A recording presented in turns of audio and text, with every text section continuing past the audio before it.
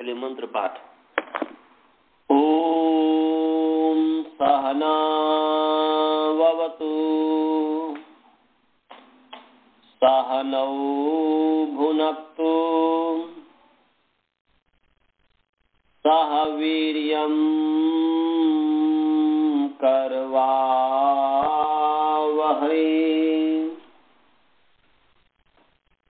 तेजस्विनावधीतमस्तु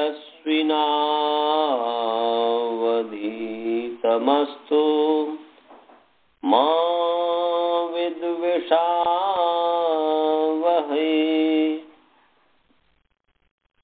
येन धौता गिरः पुंसाम् विमलैः शब्दवारिभिः तमश्चाज्ञानजं भिन्नम् तस्मै पाणिनये नमः। वाक्यकारं वरुरुचिं भाष्यकारं पतञ्जलिं पाणिनिसूत्रकारं च प्रणतोऽस्मि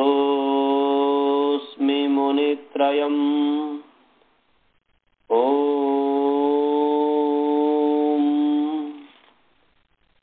शांतिः शांतिः शांतिः।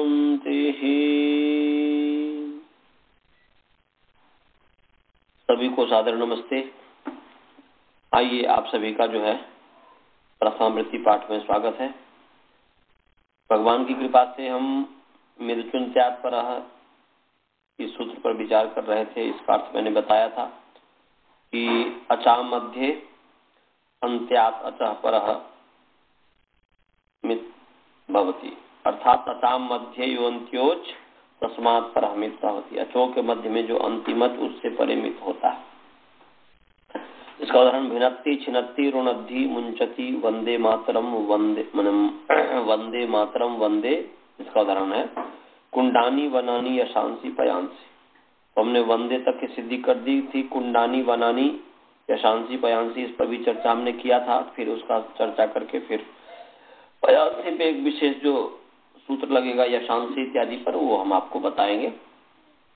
जो कुंडानी है, बहुत से कुंड है, कुंड शब्द है, और इसको जो है पूर्ववत स्वात्पत्ति करके कुंड के आगे जस ले आएंगे, और जस को मान करके कुंड की अंग संज्ञा है। और अंगस्य के अधिकार में जस शशोषी, जस और शस को जो है सर्वनाम अंग से उत्तर जो है जस और शस को शी होता है।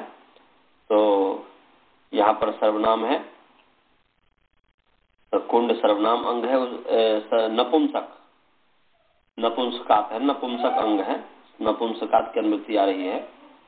तो सर्वनाम नपुंसक, सर्वनाम में बोल रहा हूँ, सर्वनाम है ही नहीं है, नपुंसकात की अनुवृत्ति आ रही है। तो नपुंसक अंग से उत्तर, नपुंसक अंग से उत्तर जस और शस के स्थान पर शी होता है। तो यहाँ पर नपुंसक है कुंड, उससे उत्तर जस है, उसके स्थान पर शी हो गया। अब शी कहाँ हो? अनेकाल से सर्वस्व से जो है पूरे के स्थान पर हुआ। षष्ठी स्थानियों का इसमें परिभाषा लग गया जसोसी में, और अलोन्त्य से पहले लगा, परंतु उसका अपवाद है अनेकाल से सर्वस्व का। अनेकाल और सिद्ध जो है सबके स्थान पर होता है। तो आदेश होने से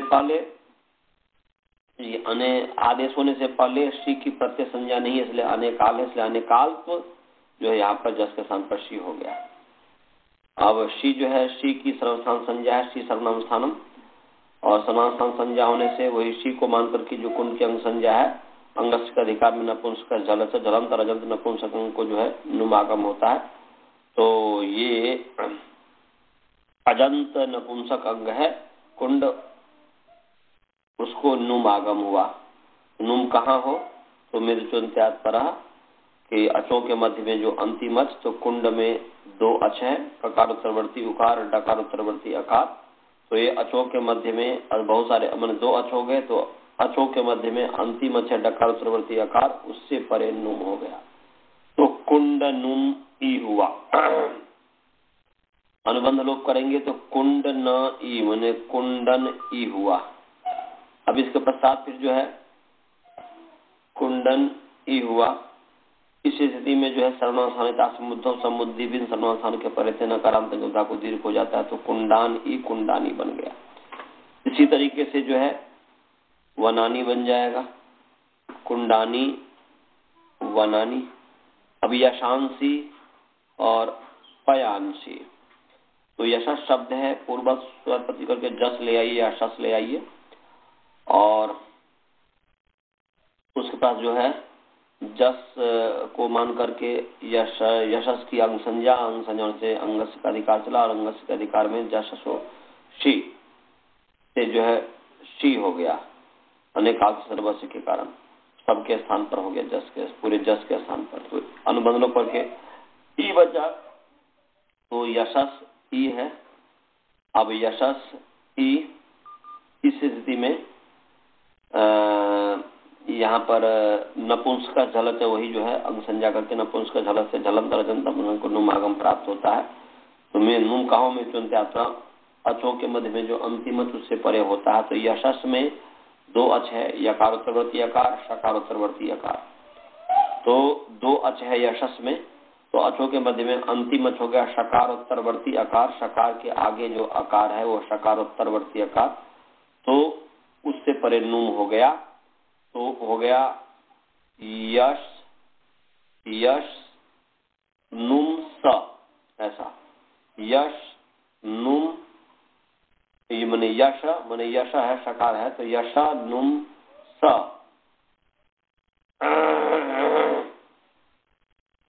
यश नुम स। अब इसके पश्चात तो यश नुम अनुबंध लोग यशन ऐसा बनेंगे यशन स और ई। अब इस स्थिति में जो है उसकी अंग संज्ञा तो है ही शी को मान करके पूरे यशंस जो है इसकी अंग संज्ञा है और अंग संज्ञा होने से शांत महत्व संयोग पूर्वश से जो है ये दीर्घ हो जाता है। तो आइए निकालिए ये 6, 4, 10 नंबर सूत्र है। छठा अध्याय चतुर्थ पाद का 10 नंबर सूत्र है शांत महत्व संयोग। निकाल लीजिए 6, 4, 10 छठा अध्याय चतुर्थ पाद का 10 नंबर सूत्र है। निकाल लिया? क्या सूत्र है? हाँ वेरी नाइस। शांत। गुरुकुल वाले को सुनाई दे रहा है कि नहीं? जी जो मैं बोल रहा हूँ सुनाई दे रहा है? फाल्गुन जी सुनाई दे रहा है? म्यूट किया हुआ हो। म्यूट खोलो और बताओ मैं जो बोल रहा हूँ कि और जोर से बोलूं कि ठीक है इतना जोर से सुनाई दे रहा है? चलिए आपने वो माइक लगाया हुआ है कि नहीं? हाँ ठीक है चलिए तब ठीक है।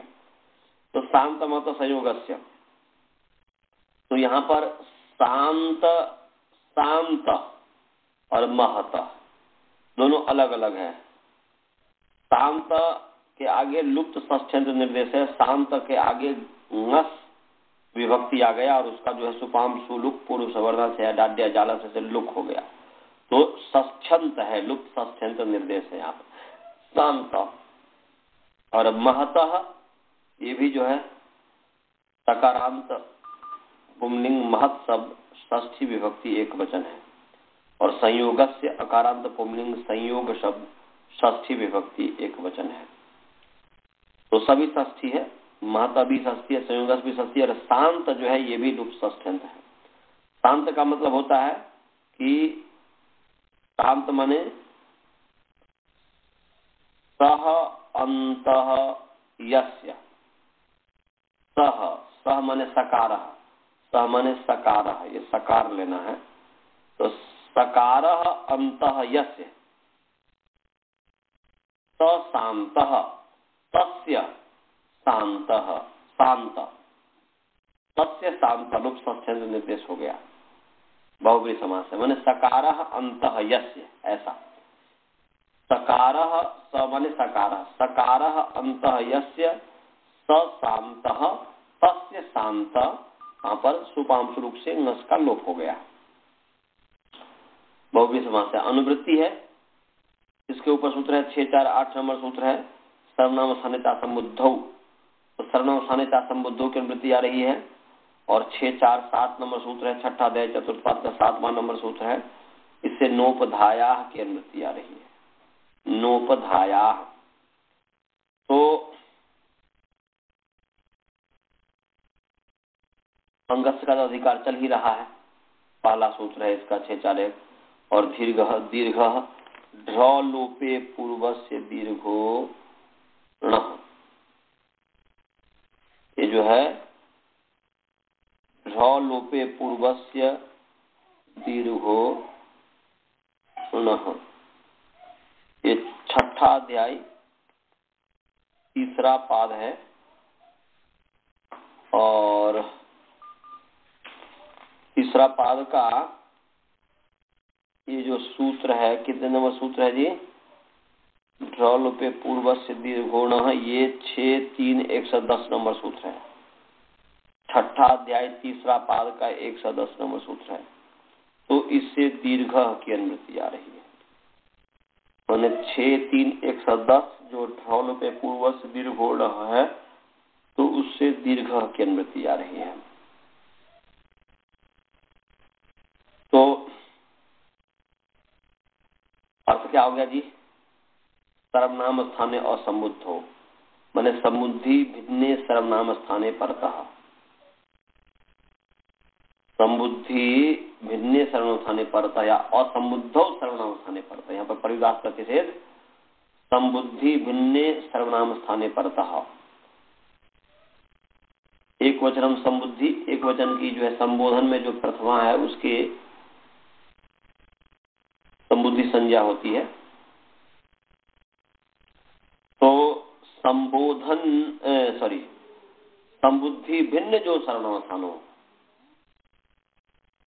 जस सर्वनाम स्थान है, औट सर्वनाम स्थान है। ये संबुद्धि जो संज्ञा है तो केवल सु की संबुद्धि संज्ञा है। तो संबुद्धि भिन्न सर्वनाम स्थाने परतः, अर्थात असंबुद्धो सर्वनाम स्थाने परतः शांतस्य संयोगस्य, शांतस्य संयोगस्य। और महतः माने शांतस्य संयोगस्य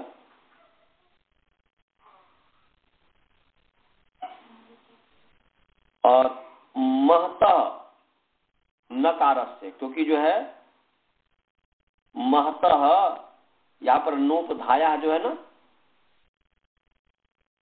यहाँ पर जो है नोपधाया की भी तो अनुवृत्ति आ रही है। तो उपधाया, तो यहाँ पर जो है महतः न, महतः न जो है नोपधाया में जो न है वो लुप्त प्रथमांत निर्देश है, या षष्ठ्यंत भी निर्देश कर सकते हैं। तो महतः नकारस्य उपधायाः, ऐसा हो जाएगा। न जो है नोपधाया में जो न है वह लुप्त षष्ठ्यंत निर्देश है। शांता जैसे लुप्त षष्ठ्यंत निर्देश था, ऐसे न जो है वो भी लुप्त षष्ठ्यंत निर्देश है नोपधाया में। तो अर्थ क्या हो गया जी कि संबुद्धि भिन्ने सर्वनाम स्थाने परतः, माने संबुद्धि भिन्न सर्वनाम स्थान परे रहते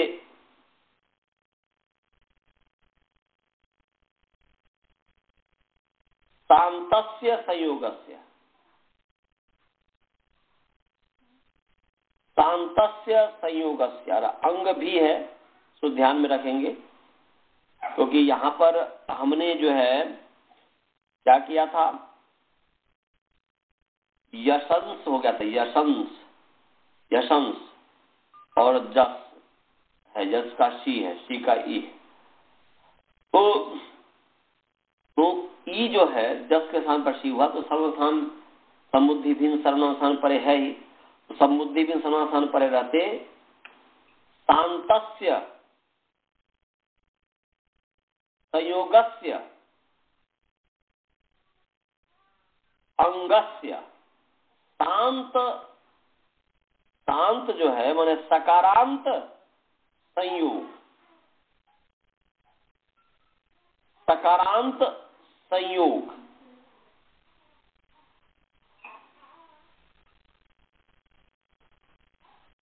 तो इसको ऐसा ये करेंगे जैसे यशंस और ई है, तो यशंस में न और स संयोग किसको कहते हैं जी, हलोनंतरा संयोग,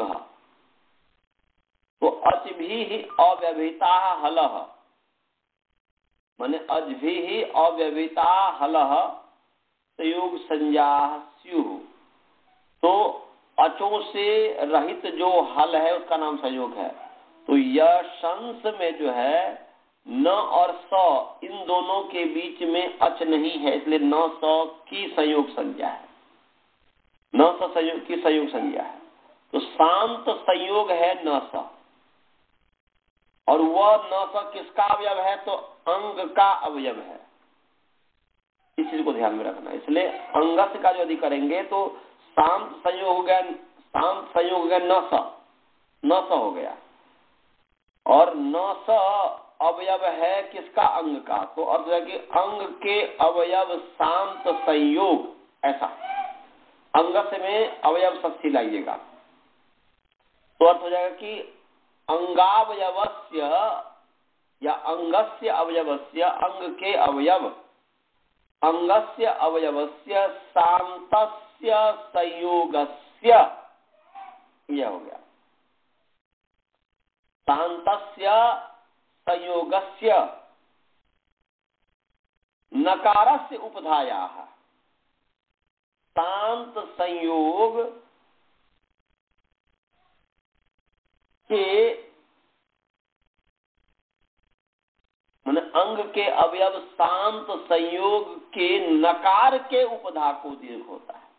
तो यशंस में यशंस है तो शांत संयोग है न स, और उस न स अंग के अवयव शांत संयोग है न स, और उस न स संयोग के नकार जो है, उस न स संयोग जो है उसके संयोग के नकार के जो उपधा है, अलोत्यात पूर्व उपधा, अंतिम अल से पूर्व, तो अंतिम अल हो गया न, उससे पूर्व हो गया शकार प्रवृत्ति अकार, उसको दूर हो गया, तो यशांस ई बन गया, तो यशांस ई। तो ये शांत का है, ऐसे महता का है, तो महता, महता में तो संयोग शांत संयोग है ही नहीं, इसलिए यहाँ पर शांत को अलग आप कह सकते हैं कि भाई शांत शांत महता एक साथ क्यों नहीं कर दे रहे हैं आप, शांता को लुप्त सत्यंत क्यों मान रहे हैं।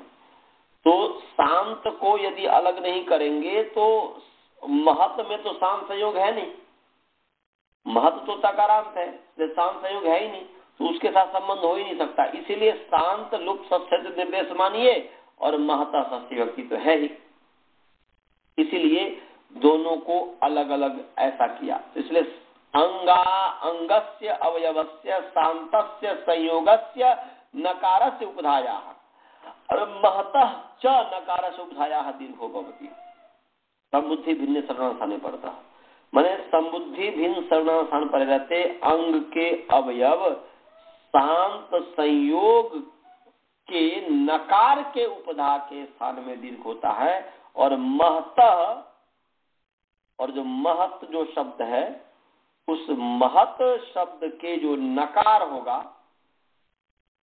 महत शब्द के जो नकार होगा उसके उपधा को भी दीर्घ होगा,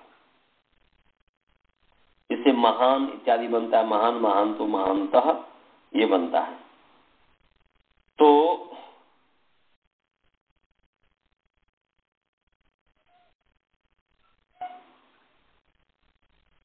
समझ में आ गया जी आपको?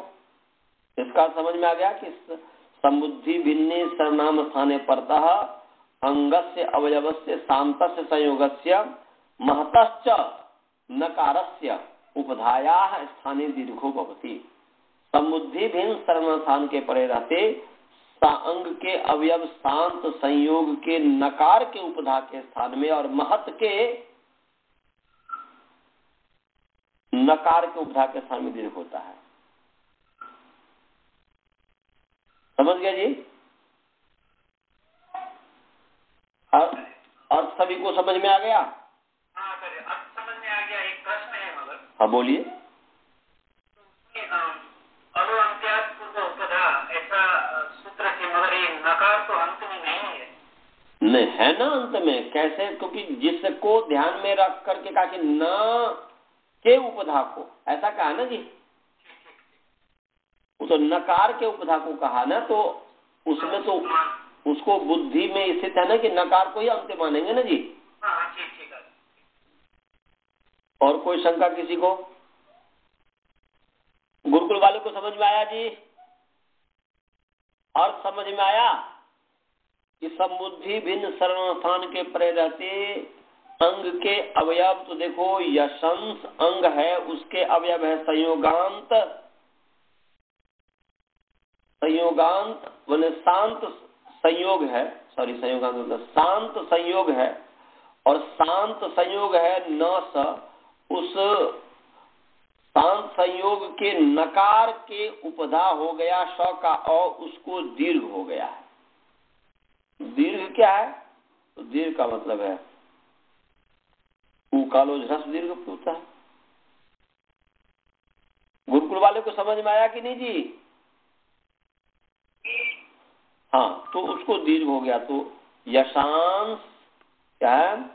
यशांश ही, और इस स्थिति में नष्ट पदांत झल, नष्ट पदांश से झली माने झल के परते नकारा माने पदांत अपदांत नकार अनुस्वार हो जाता है।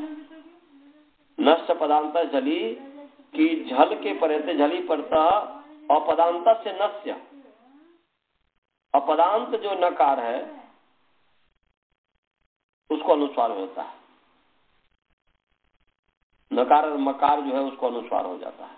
तो यहाँ पर नकार है उसको अनुस्वार हो गया, तो यशांसी पयांसी ये बन गया। सभी को समझ में आ गया? अब आगे चलिए। अब आगे है एच ह्रस्वादेशे। एच ह्रस्वादेशे कहते हैं एच चकारांत पुंलिंग एच शब्द षष्ठी विभक्ति एक वचन, इक ककारांत पुंलिंग इक शब्द प्रथमा विभक्ति एक वचन, ह्रस्वादेशे अकारांत पुंलिंग ह्रस्वादेश शब्द सप्तमी विभक्ति एक वचन।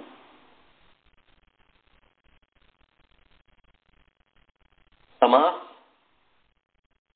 ह्रस्वादेश में समास है। ह्रस्व चासौ आदेश च ह्रस्वादेश माने ह्रस्व च सह आदेश, ह्रस्व और वह आदेश कर्मधारय समास हो गया। ह्रस्व चासौ आदेश च या ह्रस्व च सह आदेश च, ह्रस्व और वह आदेश उसको ह्रस्वादेश कहेंगे, कर्मधारय समास हो गया।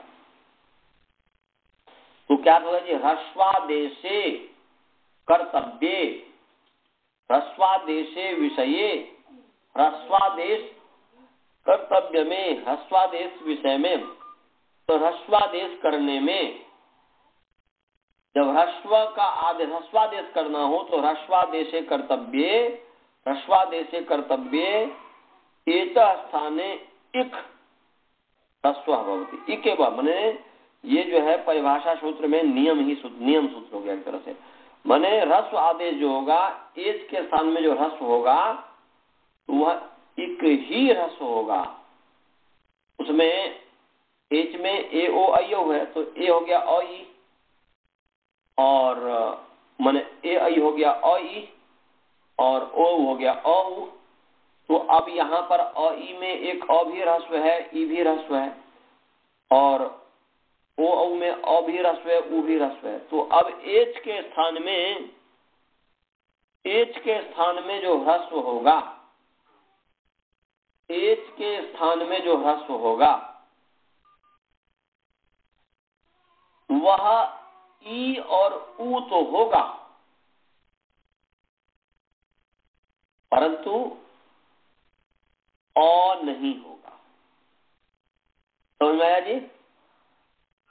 हाँ, तो ह्रस्वादेशे कर्तव्ये एतः स्थाने इगेव ह्रस्वो भवति नान्यः, ये नियम सूत्र हो गया, नियम हो गया। ह्रस्वादेश कर्तव्य में एच के स्थान में एक ही ह्रस्व होता है, अन्य नहीं होगा। ये इसका उदाहरण है अतिरिकुलम, अतिनुकुलम, उपगु। तो अतिरि, अतिनु और उपगु 3 उदाहरण है। आइए इस पर विचारते हैं। अतिरिकुलम,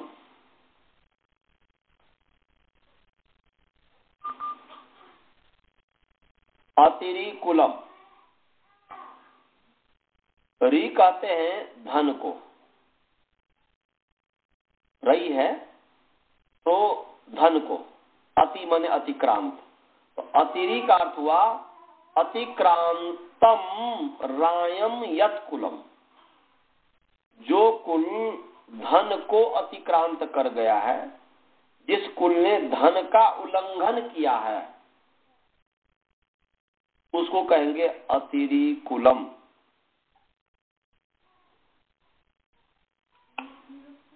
समझ में आया जी? अतिरिकुलम का अर्थ, अतिरी का क्या अर्थ है?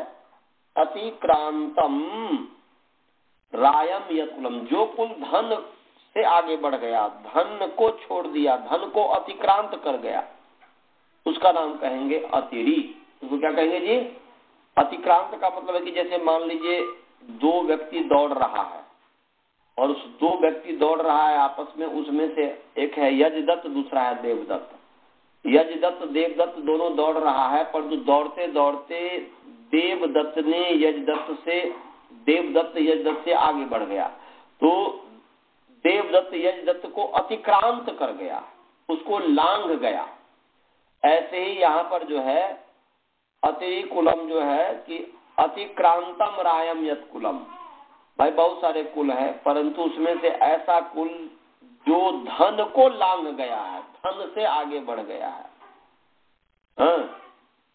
तो दोनों के पास धन बराबर था, इसके पास भी धन है, इसके पास भी धन है, परंतु इनमें से ये कुल अतिक्रांत कर गया धन को। ये पीछे जो देवदत्त के पास धन था या यजदत्त के पास, जो भी, एक यजदत्त के पास भी धन है, देवदत्त के भी पास धन है, तो देवदत्त का कुल हो गया, यजदत्त का कुल हो गया। अब दोनों एक साथ ही धन कमाना शुरू किया, परंतु उसमें से देवदत्त ने यजदत्त को पछाड़ दिया धन कमाने में, तो देवदत्त का कुल अतिरी कुलम हो गया। समझ में आया जी? तो जिस कुल ने धन का उल्लंघन किया है, अतिक्रांत किया है, लांघ गया है, उसको कहेंगे अतिरी कुलम।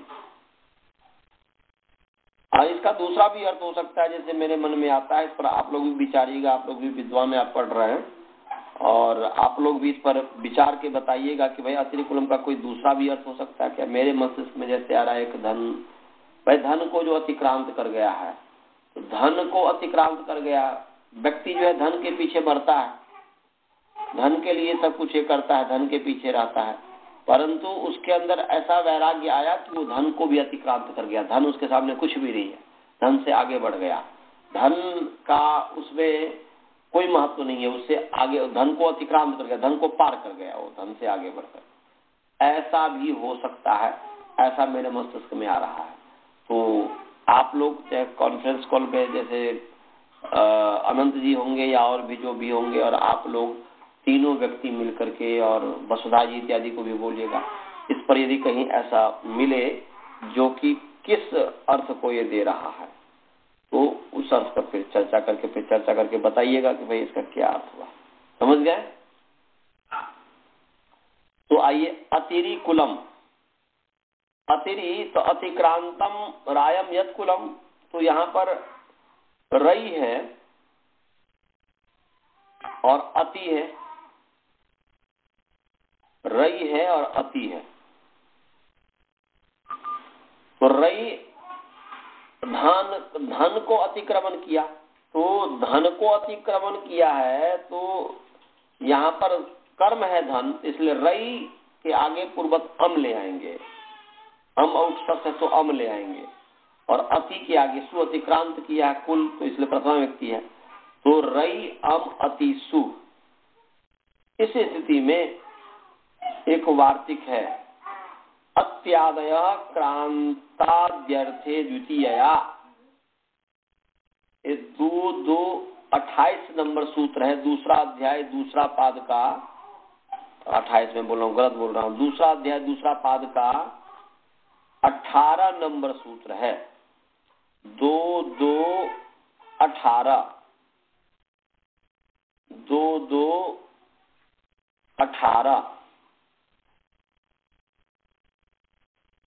कुगति प्रादय, ये सूत्र है। इसी पर ये वार्तिक है, कुगति प्रादय जो 2218 नंबर सूत्र है, कुगति प्रादय, जिसका अर्थ है कि कु शब्द गति संज्ञा प्रादय शब्द समर्थेन सुबंधेन समस्यते, तो ये इसी पर ये अत्यादय क्रांताद्यर्थे द्वितीयया, तो अर्थ हो गया कि अत्यादय समर्था सुबंता, ये अर्थ हुआ। अत्यादय है क्योंकि ऊपर से सहसुपा समर्थ पद विधि ये सब आ ही रहा है, समर्थ पद विधि परिभाषा इसमें लग जाएगी, सहसुप आ गया, सुबाउन से सुप आ गया, तो अर्थ क्या हो गया, अत्यादय समर्था सुबंता द्वितीयांतेन समर्थेन सुबंतेन सह।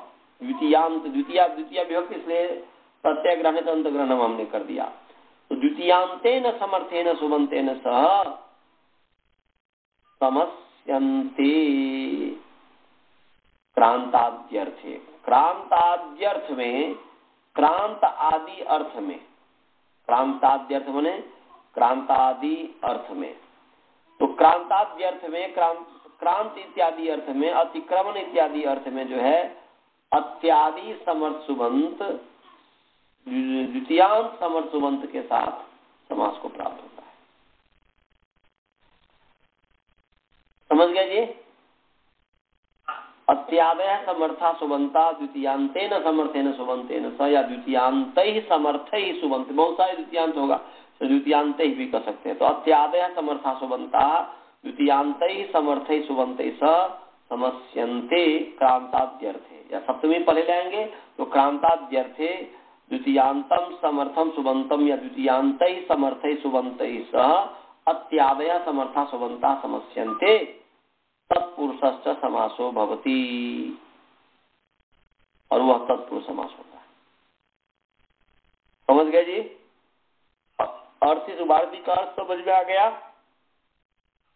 हाँ, इस वार्तिक का अर्थ इसमें नहीं मिलेगा, मैं जो बोल रहा हूं तो या तो लिख लीजिए, गुरुकुल वाले लिख लें, कि फिर एक बार बोल दे रहा हूं, जिससे भी नहीं लिखा हो तो लिख लेना कि क्रांताद्यर्थे द्वितीयांत ही समर्थ ही सुबंत सह अत्यादय समर्था सुबंता समस्यन्ते।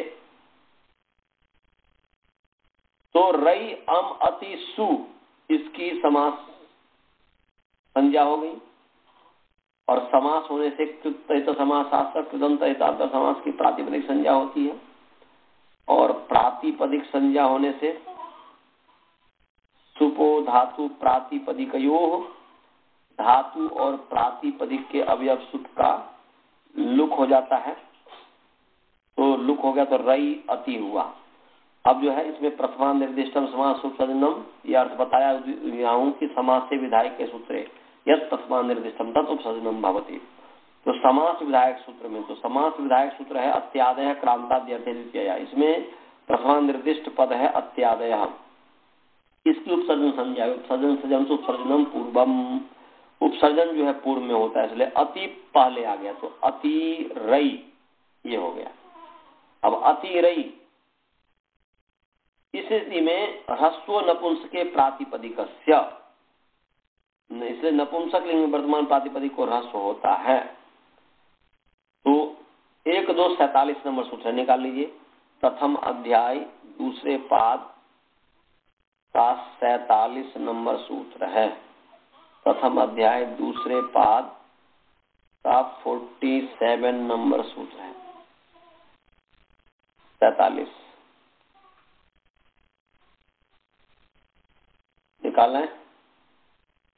ह्रस्व नपुंसके प्रातिपदिकस्य, जल्दी से बोलिए, निकाल लिए? निकाल लिया। हाँ, तो ह्रस्व नपुंसके प्रातिपदिकस्य। ह्रस्व अकारांत पुंलिंग ह्रस्व शब्द प्रथमा व्यक्ति एक वचन है। नपुंसके अकारांत नपुंसक लिंग नपुंसक शब्द सप्तमी व्यक्ति एक वचन है। प्रातिपदिक अकारांत नपुंसक लिंग प्रातिपदिक शब्द सप्तमी षष्ठी व्यक्ति एक वचन है। अब क्या हो गया जी? नपुंसक लिंगे या नपुंसके अर्थे वर्तमानस्य या प्रातिपदिक है जी। नपुंसक लिंग में नपुंसक अर्थ में वर्तमान प्रातिपदिक को रस होता है। तो नपुंसक लिंगे वर्तमानस्य प्रातिपदिकस्य ह्रस्व भवति। नपुंसक लिंग में वर्तमान जो प्रातिपदिक है, नपुंसक लिंग अर्थ में वर्तमान जो प्रातिपदिक है उसको रस होता है, ये अर्थ हुआ। तो नपुंसक लिंगे अर्थे वर्तमानम यत् प्रातिपदिकम तस्य ह्रस्व भवति। नपुंसक लिंग में वर्तमान नपुंसक लिंग अर्थ में वर्तमान जो प्रातिपदिक है उसके स्थान पर ह्रस्व होता है, उसके स्थान पर ह्रस्व होता है। तो ह्रस्व कहाँ भाई? वहां पर परिभाषा उपस्थित हो जाएगी। ह्रस्व किसको हो? तो अतश्च, ये परिभाषा उपस्थित हो जाती है। तो अर्थ क्या हो गया? अर्थ हो गया पूरा अब कि नपुंसक लिंगे अर्थे वर्तमानस्य प्रातिपदिकस्य अचः स्थाने ह्रस्व भवति। ये अर्थ हो गया। अचश्च परिभाषा यहाँ पर उपस्थित हो गई। अर्थ समझ में आ गया जी? बहुत ही सरल अर्थ है कि नपुंसक लिंगे वर्तमानस्य प्रातिपदिकस्य अचः स्थाने ह्रस्व भवति। नपुंसक लिंग में वर्तमान प्रातिपदिक के अच के स्थान में ह्रस्व होता है। तो अतिरई नपुंसक लिंग है कि नहीं? अरे अतिरई नपुंसक लिंग है। उस नपुंसक लिंग में वर्तमान प्रातिपदिक है ये अतिरई, उसके अच के स्थान में ह्रस्व होगा। तो अच के स्थान में ह्रस्व होगा।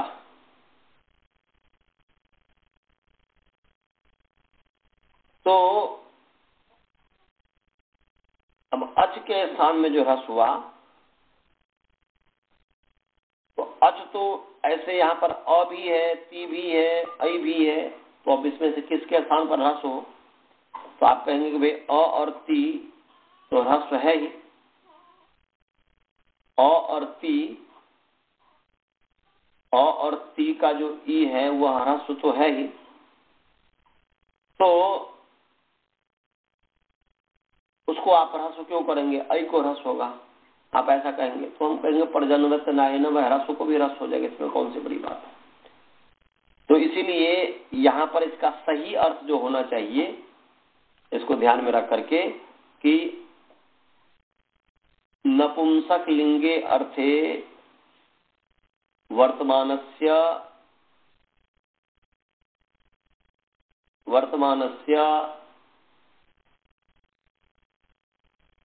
अजन्तस्य प्रातिपदिकस्य, ऐसा अर्थ कर लीजिएगा। नपुंसक लिंगे अर्थे वर्तमानस्य अजंतस्य, अच उपस्थित हो गया कि अच रस हो तो अच उपस्थित हो गया कि अच के साथ तो परंतु अच जो है विशेषण हो जाएगा प्रातिपदिक, इसलिए रहेगा नपुंसक लिंगे अर्थे वर्तमानस्य अजंतस्य प्रातिपदिकस्य अंतस्य अल स्थाने ह्रस्व होगा।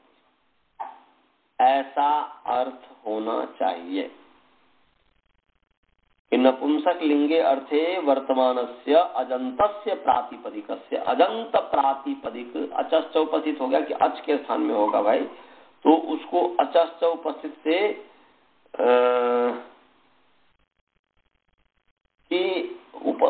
मैंने अचस्त जब उपस्थित हुआ तो अजंतस्य प्रातिपदिकस्य अंतस्य लसने ह्रस्व भवति। ऐसा अर्थ करेंगे। या यदि सीधे ऐसा अर्थ करें कि नपुंसक लिंगे वर्तमानस्य प्रातिपदिकस्य अचः स्थाने ह्रस्व भवति, तो तब भी कोई हानि नहीं है। इसलिए हानि नहीं है कि वे अ और त में ई तो ह्रस्व है ही, तो यदि उसको ही ह्रस्व करना होता, ह्रस्व को ही यदि ह्रस्व करना होता तो फिर सूत्र करने की आवश्यकता क्या है। तो इसलिए यहाँ पर जो ह्रस्व नहीं है उसको ह्रस्व किया जाए।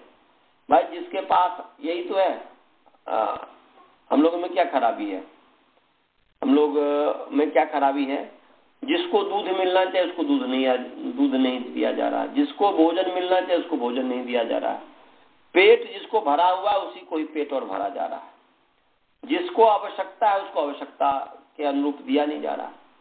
हमें जिसको नहीं देना चाहिए, हम न जाने हर सोमवार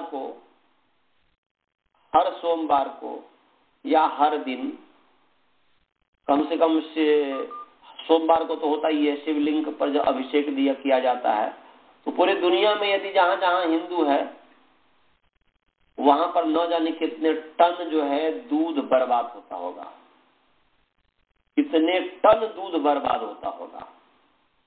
परंतु उस दूध को, जिसको दूध के लिए लाले पड़े हुए हैं, उसको दे दिया जाए तो कितना बड़ा धर्म होगा। इस चीज को हम नहीं समझते। जहां नहीं देना है वहां दिया जाता है, जिसको नहीं देना चाहिए उसको दिया जाता है, जिसको आवश्यकता नहीं है उसको दिया जाता है, और जहां आवश्यकता है वहां नहीं दिया जाता है। तो ऐसे ही अतिरई में और ती में तो आवश्यकता ही नहीं है, वहां पर हम करके भी क्या करेंगे, ठीक है पर्जन्यवत न्याय न कर दीजिए तब भी, तो यहाँ पर ऐ को ही होगा ह्रस्व। तो इसीलिए ऐसा भी आप अर्थ कर दे तो कोई सिद्धांत की हानि नहीं है, और जहां होगी तो अजंत से कर ही दीजिएगा, मैंने बता ही दिया। दोनों तरीके से अर्थ, नपुंसक लिंगे अर्थे वर्तमानस्य प्रातिपदिकस्य अचः ह्रस्व भवति, एक तो ये अर्थ हुआ। और दूसरा यदि कहीं दोष आए तो अजंत से प्रातिपदिकस्य अंत स्थाने ह्रस्व भवति, ऐसा भी कर सकते हैं। तो चलिए जी, तो यहाँ पर अब ह्रस्व आदेश कर्तव्य है। यहाँ पर हमें ह्रस्व नपुंस के प्रातिपदिक से जो है ह्रस्व कर्तव्य है, ह्रस्व करना है हमें। तो ह्रस्व कर्तव्य एच स्थाने इक एव ह्रस्व भवति, तो यहाँ पर एच है ऐ, उसके स्थान पर ह्रस्व हो रहा है, तो उस ह्रस्व कर्तव्य में ह्रस्व होगा, एच के स्थान में इक ही होगा, माने ई उ रील री।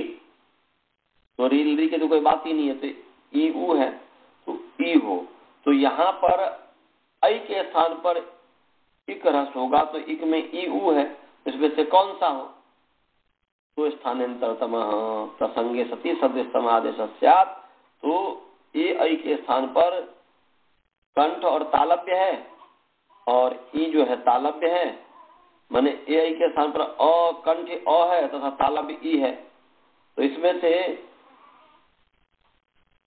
ऐसे ओ औ है, तो उसके स्थान पर कंठ अ है और ओष्ठ जो है उ प्राप्त है।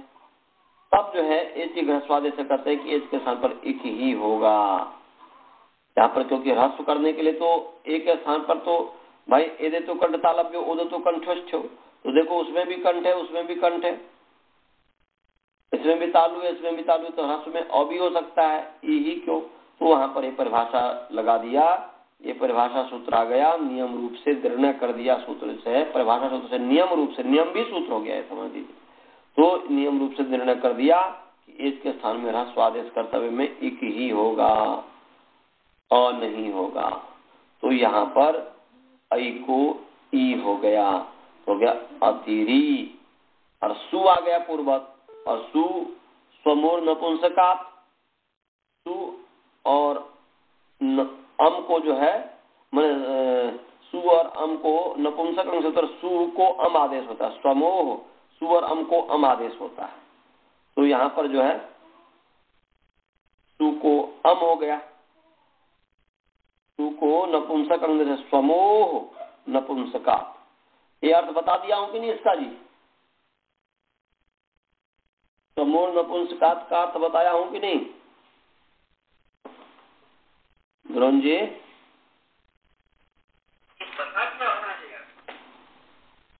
आना तो चाहिए, क्योंकि ये सरल ही अर्थ है, कोई बहुत बड़ी चीज तो है नहीं। और पीछे आया होगा शायद, हमें लग रहा पता नहीं। तो नपुंसक अंग से बहुत ही सरल अर्थ है। नपुंसकात पंचमी व्यक्ति एक वचन है और समूह जो है षष्ठी विभक्ति द्विवचन है। तो अर्थ क्या, नपुंसकात अंगात। उत्तर है स्वमो, उत्तरयो स्वमो स्थाने,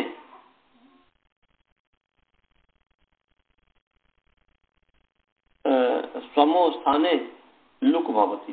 ये यहाँ पर जो है सु और अम को लुक होता है। लुक क्या है, प्रत्यक्ष लुक लोपा। तो यहाँ पर मैंने शायद हमारे मुख से निकल के याद आ रहा है, हमारे मुख से निकल गया कि सु को अम होता, सु को अम होता है। इंडिया में कट गया, रुक जाइए जी, कितना देर कट गया समझ में नहीं आया मुझे।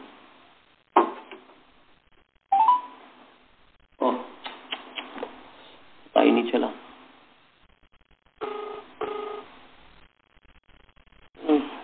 कितना देर कटा था, आप लोग नहीं सुने थे जी? हेलो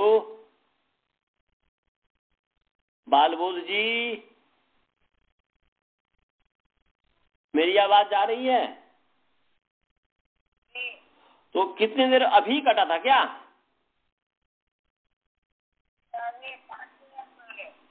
5 मिनट हो गया। बाप रे बाप रे बाप। तो ये जो अतिरी हो गया, आई को ई हो गया, तो समझ में आ गया ना?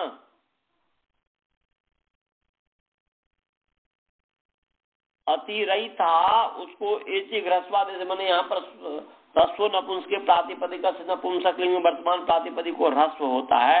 ये मैं पढ़ा दिया था ना आपको? हाँ जी, तो बोलता ही नहीं है। हेलो बोलो जी, बोलो। समझ गए। अच्छा समझ गए, ठीक है, बहुत बहुत धन्यवाद। तो आई को ई हो गया, तो अतिरी और सु है। सु को जो है, सु जो लाएंगे पूर्वत समोर नपुंसकात, सु को मान कर अतिरिक्त अंग संज्ञा अंग से अधिकार में समोर नपुंसकात, नपुंसक अंग से उत्तर सु और अम को जो है लुक हो जाता है। सभ्य लुक से लुक की अनुवृत्ति आ रही है। तो यहाँ पर लुक हो गया। तो लुक क्या है, प्रत्यक्ष रूप, प्रत्यय का लुक रूप संज्ञा। तो अतिरी बन गया, तो अतिरी कुलम का विशेषण हो गया। ऐसा कुल जो है धन को अतिक्रांत कर गया, धन को लांग गया है। ऐसे ही अतिनुकुलम है। अतिनुकुलम तो नावम अतिक्रांतम यत कुलम, जो कुल नौका को पार कर गया है, जिस कुल ने नौका विहार को जो है अतिक्रमण, नौका विहार आपस में हो रहा था, उसमें जो एक अतिक्रमण कर गया, तो इसमें भी जो है कुछ नहीं है। तो नौ अम अति सु पूर्वक सब कुछ करके बस यहाँ पर ह्रस्व नपुंसक के प्रातिपदिक हो जाएगा, तो औ को उ हो गया और कुछ नहीं है। तो अतिनुकुलम हो गया। समझ गए जी? अतिरिकुलम अतिनुकुलम में कोई अंतर नहीं है। अब जो है गोह समीपम उपगु, गाय के समीप, गोह समीपम उपगु, गाय के समीप। तो यहाँ पर गो माने गो नस षष्ठी व्यक्ति अर्थ, उपसु ये अस्वपद विग्रह है। 2 प्रकार के विग्रह होते हैं। विग्रह कितने प्रकार के होते हैं जी? 2 प्रकार के। एक का नाम है स्वपद विग्रह, दूसरा का नाम है अस्वपद विग्रह। स्वपद मतलब हुआ कि समास में जो पद है उस पद को लेकर के जब विग्रह किया जाए, जैसे राज्य पुरुष, राजपुरुष, तो राजपुरुष में राज भी और पुरुष भी, इसलिए राज्य पुरुष या राज्य पुरुष राजपुरुष। ऐसे ही तो ये तो स्वपद विग्रह हो गया। परंतु वहीं पर जैसे जैसे यहाँ पर आ गया गो समीपम, विग्रह किया जा रहा है गो समीपम करके, और जब समास करेंगे, जब सिद्धि करेंगे, तो वहां पर समीप के बदले में उप का प्रयोग करेंगे, तो अस्वपद विग्रह। तो ये गो समीपम अस्वपद विग्रह है। तो हो जाएगा गो घस उपसु, ये स्थिति हुई। और इस अवस्था में अव्ययम विभक्ति समीप समृद्धि विध्यर्था भावत्या संप्रति शब्द प्रादुर्भाव पश्चात यथानुपूर्व योगपद्य सादृश्य साकल्यान्त बचने से ऐसे ही है ना जी कि और तो उससे जो है समास हो गया, उससे जो है समास हो गया। माने अव्ययम समर्थम सुबंतम समर्थेन सुबंतेन सह समस्यते क्या विभक्त्यादिषु अर्थेषु। तो विभक्ति इत्यादि अर्थों में मैंने सादृश्य मैंने योगपद्य सादृश्य संपत्ति साकल्यान्त वचनेषु, यही है जो मैं बोला था। तो विभक्ति समीप समृद्धि व्यावृद्धि अर्थाभाव अत्यय असंप्रति शब्द प्रादुर्भाव पश्चात यथा अनुपूर्व्य योगपद्य सादृश्य संपत्ति साकल्यान्त वचनेषु। इन वचनों में इनके कहने में जो है समीप इत्यादि जो अर्थ है, इन अर्थों में जो है अव्यय समर्थ सुबंत के साथ समास को प्राप्त होता है और वह अव्यय भाव समास होता है। तो ये हमने इसका अर्थ बता दिया हुआ है पहले कि नहीं बताया हुआ है? हमें लग रहा है कि बता दिया हुआ हाँ बता दिया हुआ हूँ। तो इसलिए यहाँ पर अव्ययम विभक्ति समीप से समास हो गया और समास होने से कृत्य समास से कार्य संज्ञा और सुपदार्थ से लुक हो गया। तो गो उप फिर जो है वही प्रथमा निर्दिष्टम समास उपसर्जनम, प्रथमा समास विधायक सूत्र में जो है प्रथमा निर्दिष्ट पद है उसका नाम उपसर्जन है। तो अव्ययम ये प्रथमा निर्दिष्ट पद है, इसलिए अव्यय की उपसर्जन संज्ञा हुई। तो उप अव्यय है तो उप उपसर्जनम पूर्वम से पूर्व में होगा तो उप गो ऐसा हो गया, उप गो। अब यहाँ पर उप गो इस स्थिति में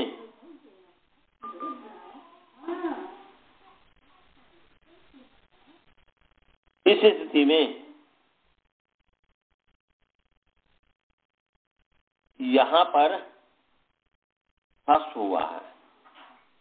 किससे रस हुआ है? एक सूत्र है गो स्त्रियो रूप सर्जनस्य, निकालिए जी कहाँ है? वहीं पर है, रसो नपुंसक के प्रातिपदिक है ना जी 1447, तो उसी के बगल में है, निकाल लीजिए। 1 4 ही है ना जी कि क्या है? 1 2 हाँ सॉरी, तो 1 2 47 तो हो गया आपका रसो नपुंसक के प्रातिपदिकस्य, परंतु उसके आगे है गो स्त्रियो रूप सर्जनस्य, है ना जी? गो स्त्रियो रूप सर्जनस्य 1 2 48 है।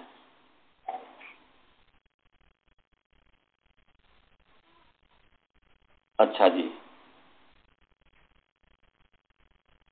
तो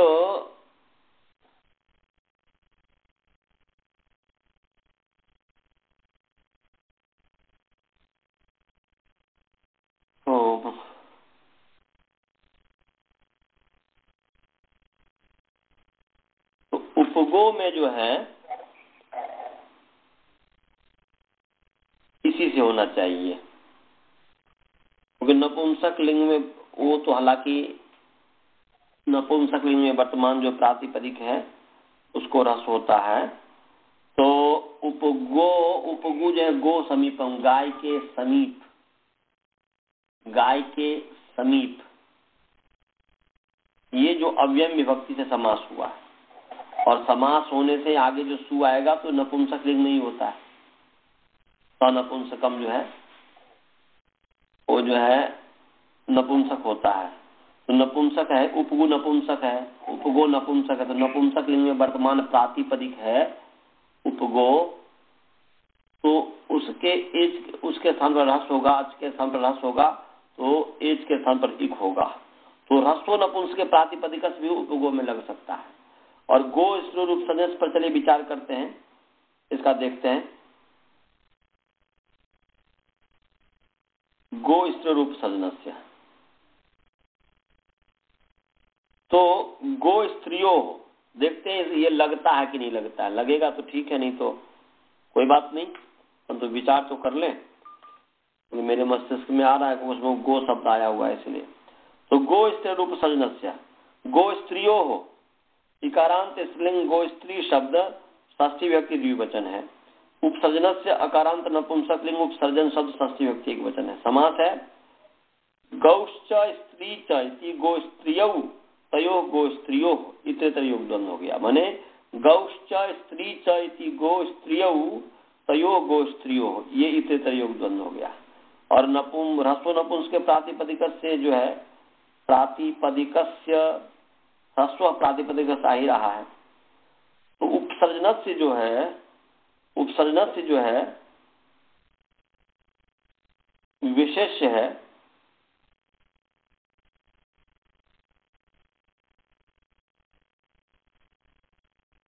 नहीं प्रातिपदिक से जो है विशेष्य है और उपसर्जन भी विशेषण है। गो स्त्रियों का विशेषण है उपसर्जन और गो स्त्रियों विशेषण है प्रातिपदिकस्य का। तो उपसर्जन जो है उपसर्जनांत ऐसा करके करेंगे तो नहीं होगा, उपसर्जन ऐसा नहीं, ये तो उपसर्जन गो में तुरंत विधि हो जाएगी। इसलिए उपसर्जन गो शब्दांतस्य प्रातिपदिकांतस्य, उपसर्जन गो प्रातिपदिकांतस्य, ऐसा उपसर्जन गो प्रातिपदिक नहीं, उपसर्जन गो मैंने गो शब्दांत, गो शब्द ले लीजिए, मैंने गवन मैंने गो है ना, गो में अंत जोड़ेंगे तो क्या हो जाएगा, गवंत बन जाएगा। तो उपसर्जन गवंतस्य, तो स्पष्ट करने के लिए गो शब्दांतस्य कर दीजिए। उपसर्जन गो शब्दांतस्य प्रातिपदिकस्य और उपसर्जन स्त्री, क्योंकि इस प्रजन का संबंध गो के साथ भी है स्त्री के साथ भी है, क्योंकि द्वंद्व के अंत में है। तो यहाँ पर उपसर्जन स्त्री प्रत्यांतस्य च प्रातिपदिकस्य, माने उपसर्जन गो शब्दांतस्य प्रातिपदिकस्य उपसर्जन स्त्री प्रत्यांतस्य प्रातिपदिकस्य स्थाने ह्रस्वो भवति। तो एक होता है उपसर्जन, एक होता है अनुपसर्जन। उपसर्जन कहते हैं गौण को, उपसर्जन किसको कहते हैं जी, गौण को, और अनुपसर्जन कहते हैं प्रधान को। अनुपसर्जन किसको कहते हैं जी, यहाँ पर उपसर्जन अनुपसर्जन हुआ। उपसर्जन जो है वो वाला प्रथमा निर्दिष्टम समास उपसर्जनम पर वाला उपसर्जन नहीं है। यहाँ पर उपसर्जन का मतलब हुआ गौण। उपसर्जन का मतलब क्या है जी, गौण। और अनुपसर्जन का अर्थ होता है मुख्य। तो इसमें जैसे गो शब्दांत का दिया है, गो शब्दांत जैसे चित्रगु, उदाहरण ये दिया कि चित्रा गावो यस्य चित्रगु, तो सबला गावः यस्य सबलगु। तो यहाँ पर अन्य पदार्थ प्रधान है ना जी। अनुपसर्जन जो है अन्य पदार्थ प्रधान है। तो चित्र और गो जो शब्द है उपसर्जन है ना जी, माने गौण है ना ये, इसमें बहुब्री समास में गौण है। और उपगो में देख लीजिए कि उपगो में जो होता है पूर्व पदार्थ प्रधानो अव्ययी भाव, पूर्व पदार्थ की प्रधानता जिसमें होती है उसको अव्ययी भाव कहते हैं। तो पूर्व पदार्थ की प्रधानता जिसमें होती है वो अव्ययी भाव है। तो उपगो में किसकी प्रधानता है, गो की प्रधानता है कि उप की प्रधानता है। इसका मतलब कि गो उपसर्जन हो गया ना, गो क्या हो गया जी, उपसर्जन हो गया। जैसे चित्रगु में चित्र गो जो उपसर्जन है, ऐसे गो समीपम उपगु, गाय के समीप, प्रधानता तो हो गई समीप की, गो की तो प्रधानता हुई नहीं। तो उपसर्जन गो शब्दांत, उपसर्जन गो शब्द अंतावयव है जिसके, तो उपसर्जन गो शब्द हो गया अंतावयव उपगो के। उपसर्जन गो शब्दांत जो प्रातिपदिक है उसके अच के स्थान पर रस होगा, उसके अच के स्थान पर रस होगा, या अजंत प्रातिपदिक के अंतिमल के स्थान पर रस होगा। तो यहां पर जो है एति ह्रस्वादेशे कर्तव्य एत स्थाने एक भवती एक भवती, तो यहां पर ओ को उ हो गया तो उपगु बन गया। समझे जी? तो गो इस रूप सदस्य भी घट जा रहा है, और उपगु वैसे नपुंसकलिंग है। नपुंसकलिंग माने सामान्य माने नपुंसकम, वह जो है ना अव्ययभाव जो होता है वह नपुंसक में ही होता है, तो उसको आधार मानकर भी कर सकते हैं, पर साक्षात जब गो स्वरूप सदस्य है ही तो वो क्यों करना है? तो यहाँ पर रस हो गया गो स्वरूप सदस्य से, और फिर पूर्वत सु ले आइए, सु ला करके जो है अव्यय भावस्थ से उपगु की जो अव्यय संज्ञा है जो कि पीछे पढ़ा दिया हुआ हूँ, और अव्ययदाप सु का लुक हो गया है, और अव्यय भाव नपुंसकलिंग में होता है, ये भी है। तो ये हमने उपगु अतेरी कुलम अतिनु कुलम और उपगु की सिद्धि कर दी। किसी को कोई शंका है? सबको समझ में आ गया? गुरुकुल वाले को समझ में आया जी? हाँ जी,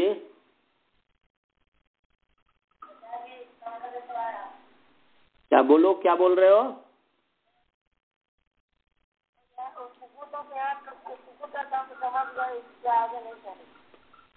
उपगु के आगे सु ले आया ना, सु, और सु का जो है अव्ययी भाव, जब सु ले आया तो अव्ययी भावश्च अव्यय है ना उपगु, तो अव्ययी भाव से उसकी अव्यय संज्ञा हो गई ना। अव्ययी भाव से पीछे पढ़ा दिया हूं ना कि नहीं पढ़ाया हूं? पीछे पढ़ा दिया हूं अव्ययी भाव।